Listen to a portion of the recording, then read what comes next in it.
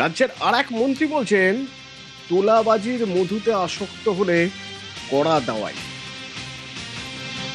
তলাবাজি সংস্কৃতি এত সহজে উঠে যাবেন ভাবার কোনো কারণ নেই।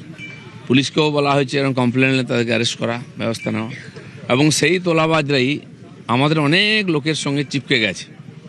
আমাদের বহু নেতা আছেন যারা নূতন এই মধুতে আসক্ত হয়ে যাচ্ছেন, কিন্তু পার্টিও নজর রেখেছে, চেষ্টা করছে এগুলোকে অ্যাভয়েড করতে। পার্টির মধ্যে আলোচনাও হচ্ছে, আর এরা খুব ঘনিষ্ঠ হয়ে গেছে। মানে এই যারা দুর্বৃত্ত ছিল, মানুষকে কষ্ট দিয়েছে, লুট করেছে, তারা আসার চেষ্টা করছে আমাদের লোকের কাছে। তো আমার মনে হয় যে বিজেপি নজর রেখেছে, এবং মানুষ যে উদ্দেশ্য নিয়ে পরিবর্তন করছে সেটা যেন ভুলে না যাই আমরা। আমাদের প্রত্যেকের দায়িত্ব এইসব লোক থেকে দূরে থাকা এবং এদের অন্যায়ের বিচার করা। বিজেপি রাজ্য সভাপতি সমীর ভট্টাচার্য আজও তোলাবাজি নিয়ে কড়া পদক্ষেপের কথা বলেছেন।